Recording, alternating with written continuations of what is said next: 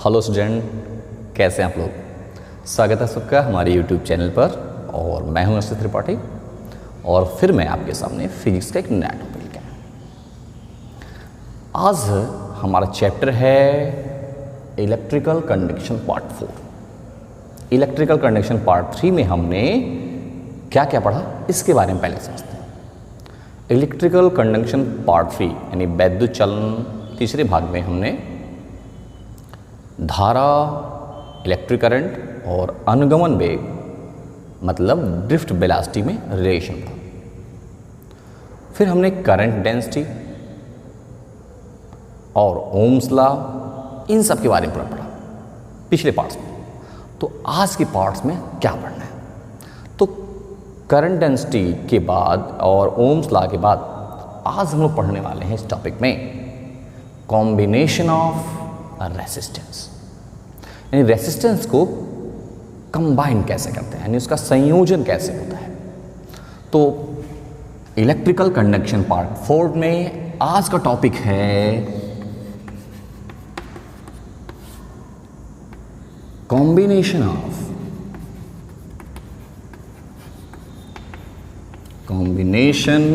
Of resistance.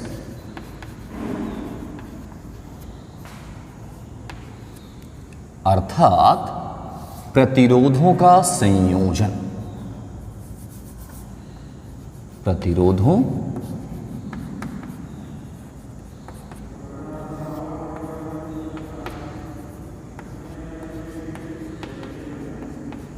का संयोजन। आज हम लोग इसके बारे में पढ़ेंगे। अब ये टॉपिक पढ़ने से पहले अगर आपको मैं कुछ याद दिलाऊं, कैपेसिटर में भी हमने पढ़ा था कॉम्बिनेशन ऑफ कैपेसिटर, मतलब संधारित्रों का संयोजन पढ़ा था। और वहां हमने पढ़ा था संयोजन संधारित्रों का दो प्रकार का होता है, एक श्रेणी क्रम में यानी सीरीज में और एक समांतर क्रम में अर्थात पैरेलल में। ऐसे ही कॉम्बिनेशन ऑफ रेसिस्टेंस भी दो प्रकार का होता है। कॉम्बिनेशन ऑफ रेसिस्टेंस दो प्रकार का होता है। पहला होता है श्रेणी क्रम में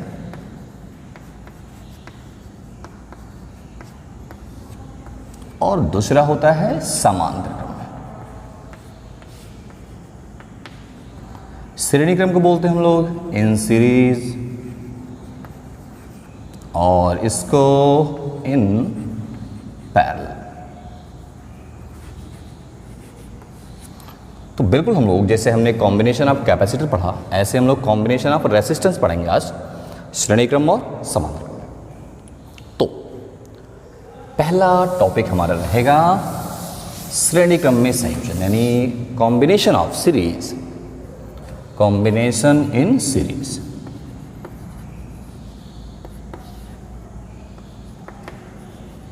अर्थात श्रेणी क्रम। अब श्रेणी क्रम की खास बात क्या होती है। श्रेणी क्रम में हमने पीछे वाली वीडियो में पढ़ा कि कैपेसिटर के श्रेणी क्रम के कॉम्बिनेशन में हर कैपेसिटर के सेकेंड टर्मिनल को, ये कैपेसिटर है और ये है उसका सेकेंड टर्मिनल और ये फर्स्ट, ऐसे इस कैपेसिटर का ये फर्स्ट है और ये सेकेंड है। कैपेसिटर के सेकेंड टर्मिनल को दूसरे कैपेसिटर के फर्स्ट टर्मिनल में जोड़ते थे। ऐसे हम लोग यहां रेसिस्टेंस में भी करेंगे। तो किसी भी इलेक्ट्रॉनिक सर्किट में रेसिस्टेंस का सिंबल ये होता है। ऐसा सिंबल अगर कहीं है तो वो रेसिस्टेंस आर होता है। इसमें भी ये है इसका फर्स्ट टर्मिनल और ये है इसका सेकेंड टर्मिनल। अब ऐसे बहुत सारे अगर रेसिस्टेंस हमारे पास हैं तो पहले वाले रेसिस्टेंस का सेकेंड टर्मिनल दूसरे वाले रेसिस्टेंस के फर्स्ट टर्मिनल से ऐड करते हैं। ऐसे फिर तीसरे वाले का फर्स्ट टर्मिनल सेकेंड वाले के सेकेंड टर्मिनल से ऐड करते हैं और इस सीरीज में जोड़ते आते हैं और इस पूरे कॉम्बिनेशन को हम लोग कहते हैं श्रेणी क्रम। तो सपोज करते हैं कि हमारे पास तीन रेसिस्टेंस हैं। एक रेसिस्टेंस है R1, दूसरा रेसिस्टेंस है R2, तीसरा रेसिस्टेंस है R3, R1, R2, R3। ये इसका फर्स्ट टर्मिनल और ये सेकंड, ये इसका फर्स्ट, ये इसका सेकंड, ये इसका फर्स्ट और ये इसका सेकंड।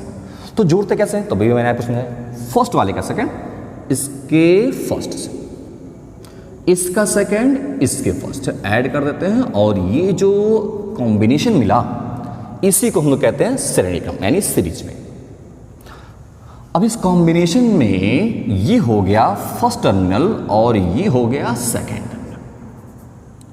अब इसके टर्मिनल्स को हम लोग किसी बैटरी या डीसी सोर्स से ऐड कर देते हैं।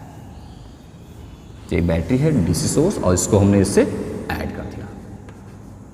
ये है बी टर्मिनल और सपोज करो ये ए टर्मिनल है और इस बैटरी का पोटेंशियल डिफरेंस सपोज कराएं इसका V हो, तो इससे इलेक्ट्रिक करंट I निकल रही हो। अब I करंट अगर यहां से चलती है तो धीरे धीरे यहां से यहां आएगी, यहां से फिर इधर जाएगी, वही करंट इसमें भी होके जाएगी, वही करंट इसमें भी। तो आप देख रहे हो जो करंट बैटरी के प्लस टर्मिनल से निकलती है वही करंट इन सभी रेसिस्टेंस से होकर जाती है।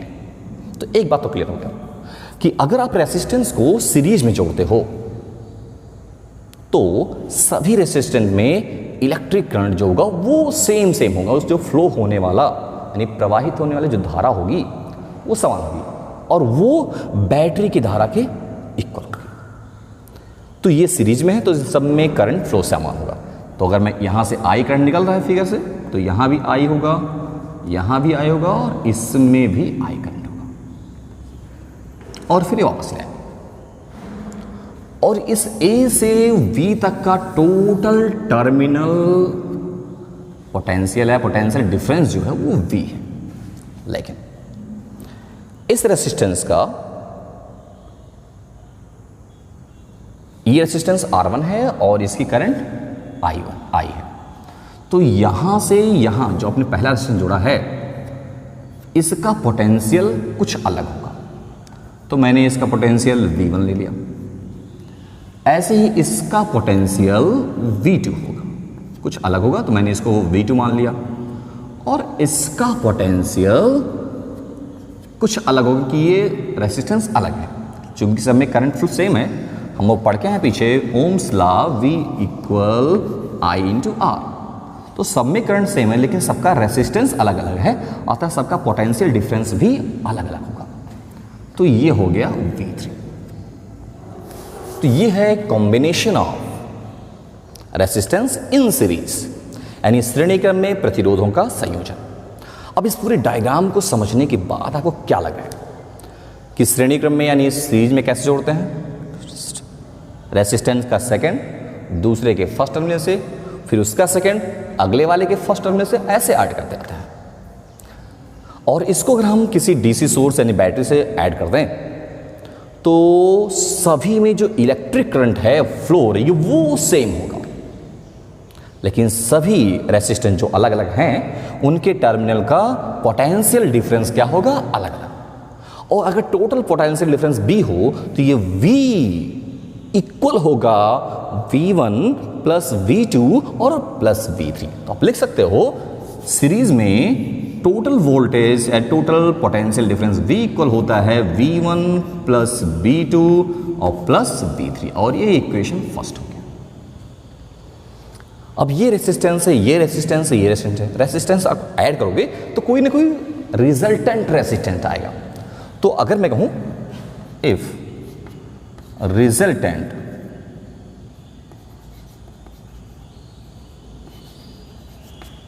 रेसिस्टेंस यानी परिणामी प्रतिरोध R हो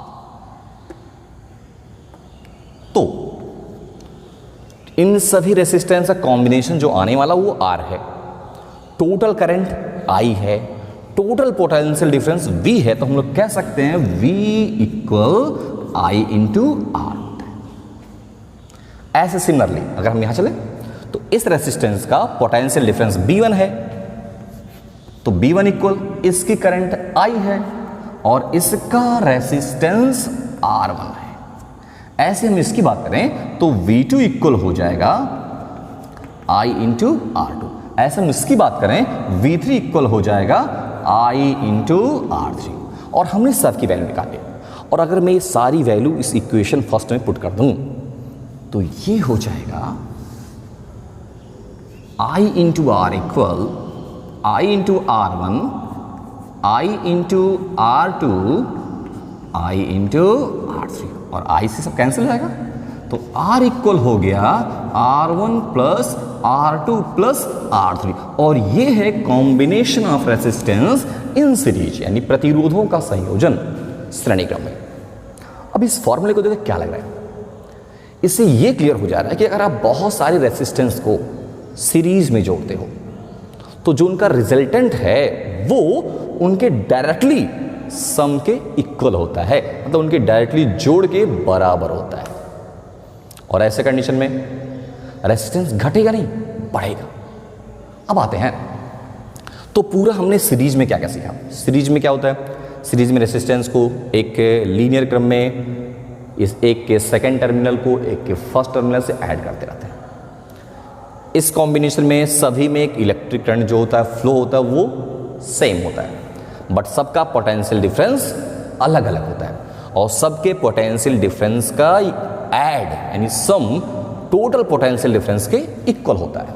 और इसका रिजल्ट क्या आता है, तो रेसिस्टेंस को सीरीज में जोड़ने पर जो रिजल्टेंट रेसिस्टेंस यानी परिणामी प्रतिरोध आता है, वो प्रतिरोध उनके डायरेक्टली सम के इक्वल होता है, यानी जितने रेसिस्टेंस को आपने जोड़ा वो उसके डायरेक्टली सम के इक्वल होगा। जैसे मैंने कहा, मैंने यहाँ 2 ओम, यहाँ 3 ओम, यहाँ 5 ओम रेसिस्टेंस लिया और सबको सीरीज में जोड़ दिया, तो रिजल्टेंट कितना होगा, तो डायरेक्टली आप जोड़ दो 2 प्लस 3 प्लस 5 यानी 10 ओम हो जाएगा, क्योंकि ये सीरीज में, और सीरीज में जब रेसिस्टेंस होते हैं तो रिजल्टेंट सबके डायरेक्टली सम के इक्वल होता है। तो ये हो गया सीरीज के बारे में।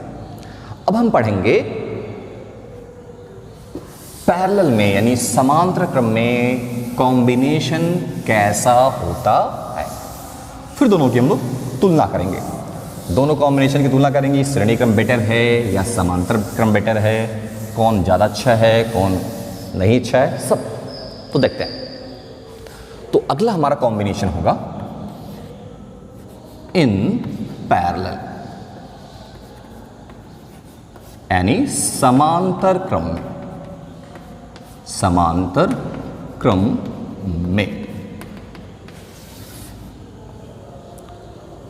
अगला टॉपिक, अब समांतर क्रम की क्या बात है, तो जैसे आपने combination of capacitor in parallel पढ़ा, बिल्कुल सेम ही ऐसे।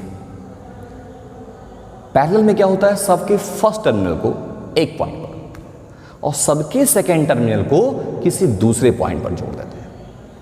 जैसे मैंने सपोज किया कि हमारे पास 3 रेसिस्टेंस, एक R1, एक R2, एक R3, इनको पैरेलल में ऐड करना है। अब इनको पैरेलल में ऐड करना तो कैसे करेंगे, तो अब बताएंगे कि पैरेलल में ऐड करने के लिए सबसे पहले सबके फर्स्ट टर्मिनल को एक पॉइंट पर ऐड कर देते हैं और सबके सेकंड टर्मिनल को दूसरे पॉइंट पर ऐड कर देते हैं, और ये पॉइंट है A, ये पॉइंट है B। अब इन दोनों टर्मिनल को फिर वही किसी DC सोर्स से ऐड कर देते हैं, यानी बैटरी से जोड़ देते हैं। अब ये हो गया। इस टाइप के कॉम्बिनेशन को हम लोग समांतर क्रम कहते हैं। अब इसकी खास बात क्या है तो देखते हैं। अगर मैं कहूँ इस बैटरी का पोटेंशियल डिफरेंस V हो और यहाँ से I करंट फ्लो हो रहा हो, तो ये I करंट यहाँ जाएगा और जब यहाँ पहुँचेगा तो ये 3 भागों में बढ़ जाएगा। तो उसमें से कुछ करंट इसमें जाएगा, उसमें से कुछ करंट इसमें जाएगा, उसमें से कुछ करंट इसमें जाएगा। अभी जो करंट है वो सेम हो भी सकता है और सेम नहीं हो सकता, लेकिन यहां सब अलग अलग होगा क्योंकि सबके रेसिस्टेंस अलग अलग है। तो ये हो गया I1, सपोज करो यहां जो करंट फ्लो रहा वो I2 है और इसमें जो करंट फ्लो रहा वो I3 है। तो इस A टर्मिनल पर I करंट पहुंचने के बाद 3 भागों में डिवाइड हो जाएगा। तो पहला रेसिस्टेंस R1 जो है उसमें I1 करंट, दूसरा जो R2 है उसमें I2 और तीसरा रेसिस्टेंस जो R3 है उसमें I3 करंट फ्लो रहा है। और सब यहाँ B टर्मिनल पहुँच के मिल जाते हैं और I के रूप में फिर वापस चले जाते हैं। तो ये है पैरेलल कॉम्बिनेशन। तो अपने पैरेलल कॉम्बिनेशन में क्या देखा कि सभी रेसिस्टेंस के फर्स्ट टर्मिनल को एक पॉइंट पर, सेकंड टर्मिनल को दूसरे पॉइंट पर ऐड करते हैं और सबको फिर बैटरी से कंबाइन कर देते हैं। अब जो रेसिस्टेंस आपने पैरेलल में जोड़ा है तो सभी रेसिस्टेंस में जो करंट फ्लो होती है अलग अलग होती है, वो सेम नहीं होती, लेकिन इस पॉइंट पर I करंट आती है और I1, I2, I3 निकल रही है। तो ये जो I है आपको दिख रहा है कि I equal I1 plus I2 plus I3, ये है इक्वेशन फर्स्ट हो गया। अब हम लोग बात करते हैं पहले रेसिस्टेंस की। पहले रेसिस्टेंस का भी फर्स्ट टर्मिनल A पॉइंट पर है और सेकंड टर्मिनल B पॉइंट पर है, दूसरे का भी A और B है, तीसरे का भी है, यानी सबके टर्मिनल एक है। तो इस टर्मिनल से इस टर्मिनल का जो पोटेंशियल डिफरेंस होगा वो इसका भी होगा, वही इसका भी होगा और वही इसका होगा। और इस टर्मिनल पर पोटेंशियल डिफरेंस B है तो इसका भी पोटेंशियल डिफरेंस B होगा, इसका भी B होगा और इसका भी B। तो पैरेलल में हमने क्या देखा? पैरेलल कॉम्बिनेशन में सभी रेसिस्टेंस में फ्लो होने वाली जो करंट होती है वो अलग अलग होती है, लेकिन सबका पोटेंशियल डिफरेंस सेम होता है और इस फिगर में वो बैटरी के पोटेंशियल डिफरेंस के इक्वल है। और जो सभी रेसिस्टेंस में अलग अलग करंट फ्लो हो रही है उनका सम इस I के इक्वल होता है। अब मैं कहूं कि रिजल्टेंट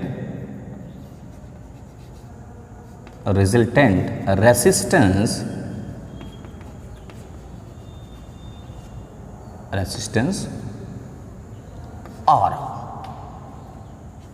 इस कॉम्बिनेशन का रिजल्टेंट रेसिस्टेंस R हो, मतलब इसका परिणामी प्रतिरोध R हो, तो total potential difference B, total current I और इनका टोटल रिजल्टेंट रेसिस्टेंस का टोटल रिजल्टेंट R है, तो V इक्वल IR होता है। तो ऐसे हम बात कर सकते हैं इसके पहला जो रेसिस्टेंस है, अब यहां से समझ सकते हैं I equal V by R। तो जो पहला रेसिस्टेंस है उसका करंट I1 है, तो I1 इक्वल उसका पोटेंशियल डिफरेंस V है और उसका रेसिस्टेंस R1 है। ऐसे हम I2 निकाल सकते हैं, I2 बराबर V अपॉन R2 और ऐसे ही I3 निकाल सकते हैं V अपॉन R3। अगर मैं इन तीनों की वैल्यू इस इक्वेशन में पुट कर दूं तो कुछ ऐसे मिलेगा, V upon R equal I1 की value V upon R1 plus V upon R2 plus V upon R3 और V से भी कैंसिल हो जाएगा, 1 upon R1 equal 1 upon plus 1 upon R2 plus 1 upon R3 और ये हो गया रेसिस्टेंस के कॉम्बिनेशन में रिजल्टेंट रेसिस्टेंस का फॉर्मूला। अब इस फॉर्मूले को देखिए क्या लगता है कि जो रिजल्टेंट रेसिस्टेंस है उसका रेसिप्रोकल व्युत्क्रम, जितने रेसिस्टेंस आपने ऐड किए हैं सबके रेसिप्रोकल के सम के इक्वल होता है, यानी 1/r equal 1/r1 plus 1/r2 plus 1/r3 होता है। ये होता है। अगर मैं कहूँ टू रेसिस्टेंस है और पैरेलल में है तो ये फॉर्मूला काम हो जाएगा, और टू रेसिस्टेंस हैं सीरीज में हैं तो R इक्वल फॉर्मूला होगा R1 प्लस R2। अब इसको अगर हम सॉल्व करें तो ये हो जाएगा R1 प्लस R2 अपान R1 R2, और इसमें R इक्वल फॉर्मूला हो जाएगा R1 R2 अपान R1 प्लस R2। तो पैरेलल में रिजल्टेंट का फॉर्मूला होता है दो रेसिस्टेंस के लिए R1 R2 upon R1 plus R2, और सीरीज में इसको थोड़ा बड़ा एकदम, और सीरीज में R का फॉर्मूला होता है R1 प्लस R2। अगर हम दोनों में कुछ वैल्यू पुट करके चेक करें तो सीरीज में अगर हम कहें कि दो रेसिस्टेंस, एक 2 ओम का है और एक 4 ओम का है, सबसे पहले उन्हें हम लोगों ने सीरीज में ऐड किया तो R1 इक्वल है 2 ओम और R2 इक्वल है 4 ओम। हमने इसे सीरीज में ऐड किया तो रिजल्टेंट R इक्वल क्या हो जाएगा R1 प्लस R2, यानी 2 प्लस 4 इक्वल 6 ओम। ये हो गया सीरीज में, यानी श्रेणी क्रम। लेकिन अगर हमने इसे पैरेलल में जोड़ दिया, यानी समांतर क्रम में जोड़ दिया, तो क्या होगा, रिजल्टेंट R इक्वल हो जाएगा फॉर्मूला R1 R2 अपान R1 प्लस R2। R1 की वैल्यू 2, R2 की वैल्यू 4, 2 प्लस 4 8 अपॉन 6 यानी 4 अपॉन 3। आपको क्या लग रहा है कि जब हमने उसी रेसिस्टेंस को सीरीज में जोड़ा तो रिजल्टेंट आया 6 ओम, जब उसी को हमने पैरेलल में जोड़ा तो रिजल्टेंट आया 4 अपॉन 3। ये सीरीज का है, ये पैरेलल का है। तो आप देख रहे हो सीरीज वाला रेसिस्टेंस पैरेलल वाले रेसिस्टेंस से ज़्यादा है। इससे क्या क्लियर हुआ, इससे क्लियर हुआ कि अगर हम रेसिस्टेंस को सीरीज में जोड़ते हैं तो रेसिस्टेंस की वैल्यू बहुत बढ़ जाती है, यानी रिजल्टेंट रेसिस्टेंस बहुत बड़ा हो जाता है। और अगर हम उसे पैरेलल में जोड़ते हैं तो रिजल्टेंट रेसिस्टेंस बहुत ही कम हो जाता है। और पीछे वीडियो में पढ़ा रिजल्टेंट रेसिस्टेंस जितना ज़्यादा होगा करंट फ्लो उतना ही कम होगा, एनर्जी बहुत सारी लॉस होगी। रेसिस्टेंस जितना कम होगा करंट फ्लो उतना ही ज़्यादा होगा। तो हमारे लिए बेटर हो क्या होता है, सर्किट में रेसिस्टेंस जितना कम होगा करंट उतना फ्लो ज़्यादा होगी।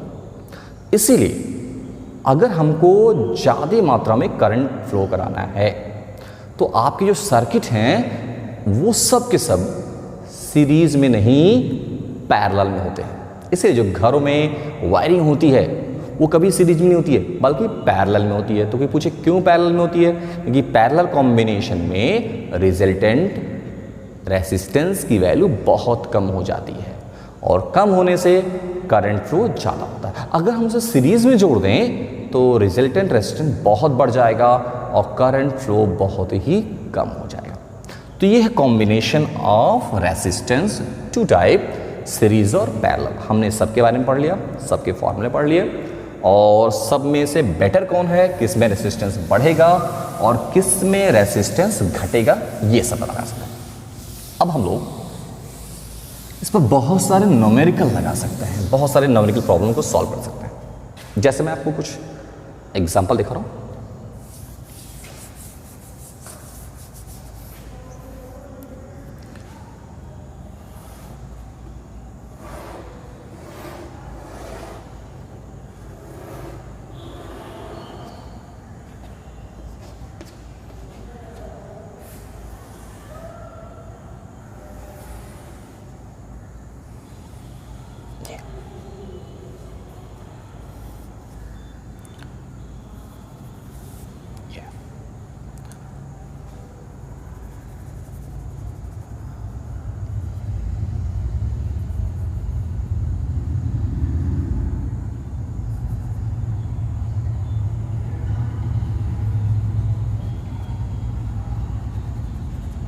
इस फिगर में सभी यहाँ पर और यहाँ पर, यहाँ पर, यहाँ पर और यहाँ पर, हर जगह रेसिस्टेंस लगा हुआ। और सबकी वैल्यू सपोज करो कि ये 2 ओम है, ये भी 4 ओम है, ये भी 4 ओम है, ये 2 ओम है, ये 4 ओम है, ये 2 ओम है, ये 4 ओम है, ये 2 ओम है ऐसे, और ये भी 2 ओम है। अभी किसने कहा कि इस सर्किट में जो ए पॉइंट या बी पॉइंट है, इसी में टोटल रेसिस्टेंस निकालना है आपको। टोटल रेसिस्टेंस यानी इसी भुजा यानी इन दो टर्मिनल्स के बीच टोटल रेसिस्टेंस आपको निकालना है। या अगर मैं यहां ना कहूं, कह दूं यहां, ये आपको ऐसे देखते हैं, इसी पर निकालना है ए और बी के। तो सबसे पहले हम बात करते हैं ये और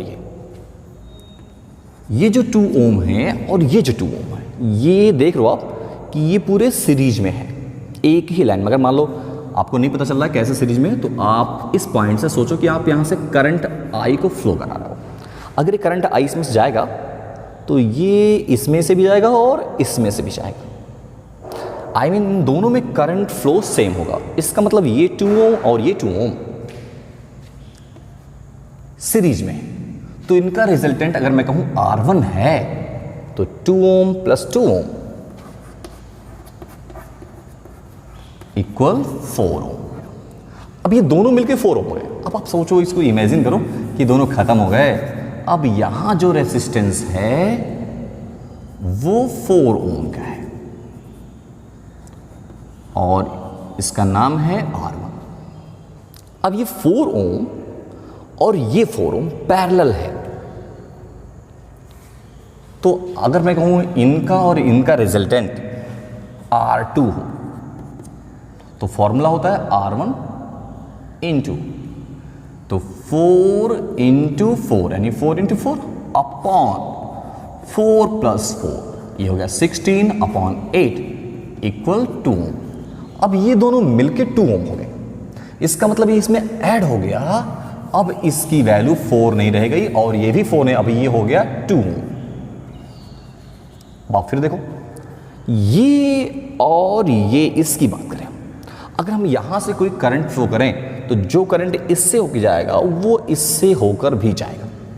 तो ये और ये फिर सीरीज में है, तो आप ले सकते हो 2 ओम सीरीज में है। और अगर इनका रिजल्टेंट R3 हो तो 2 ओम और 2 ओम सीरीज में है, तो 2 प्लस 2 इक्वल 4 ओम हो गया। और फिर से दोनों कंबाइन हो जाएंगे। कंबाइन होकर के इनकी टोटल वैल्यू 4 ओम हो सकती है। ये मैं डिजाइन बना रहा हूं, ये सपोज करना, आपको दिमाग में बैठाना कि हाँ दोनों जिनके एक हो गए, ये 4 ओम हो गया। अब ये 4 ओम और फिर ये 4 ओम किस में है? पैरेलल है। तो इनका रिजल्टेंट भी कितना आएगा? 2 आएगा। और मैं कहूँ इनका रिजल्टेंट अगर R4 हो तो ये भी कितना आने वाला है? 2 आने वाला है, क्योंकि हमने क्लियर कर लिया 4 और 4 अगर पैरेलल में तो आंसर 2 आएगा। अब ये मिलकर 2 हो गया, तो ये समझो कि ये इसमें शामिल हो गया और इसकी वैल्यू अब 2 ओम हो गई है। अब ये 2 और ये 2 फिर आपका सीरीज है। तो अगर मैं कहूँ इनका रिजल्टेंट R5 है तो 2 और 2 फिर हो जाएगा कितना? 4 ओम। अब फिर ये दोनों मिलकर के 4 हो जाएंगे, लेकिन ये 4 ओम और ये 4 ओम फिर से हो जाएगा पैरेलल। और फिर ये पैरेलल होगा, तो अगर मैं कहूँ इनका रिजल्टेंट R6 है तो 4 इंटू 4 अपॉन 4 प्लस 4 यानी फिर आएगा 2 ओम और ये हो गया 2 ओम। अब आपको दिख रहा है कि ये 2 ओम और ये 2 ओम, अगर मैं यहाँ से करंट फ्लो करूँ ऐसे जाए और ऐसे लौट के, तो ये 2 ओम और ये 4 ओम सीरीज में है। तो अगर मैं कहूँ इनका रिजल्टेंट I7 हो तो ये सीरीज में है 2 प्लस 4 इक्वल 6 ओम और ये दोनों मिलकर बन गए 6 ओम। और ये 6 ओम और ये 2 ओम किस में है? आपको दिख रहा है ये पैरेलल में है तो टोटल रिजल्टेंट R इक्वल हो गया 2 इंटू 6, 2 इंटू 6 अपान 2 प्लस 6, ये हो गया 12 अपॉन 8 और ये हो गया 3 अपान 2 यानी 1.5 ओम। तो ये हो गया इनका टोटल रिजल्ट। ऐसे आप बहुत सारे बड़े बड़े फिगर्स में जो आपके न्यूमेरिकल प्रॉब्लम है उसको सॉल्व कर सकते हो। तो आज के लिए बस वीडियो में इतना ही। नेक्स्ट वीडियो में मिलते हैं नए टॉपिक के साथ, और अपने प्रॉब्लम्स को आप बुक से निकाल कर सॉल्व करिए। जो भी प्रॉब्लम्स नहीं आते हैं आप कमेंट बॉक्स में लिख के उसको शेयर कर सकते हो।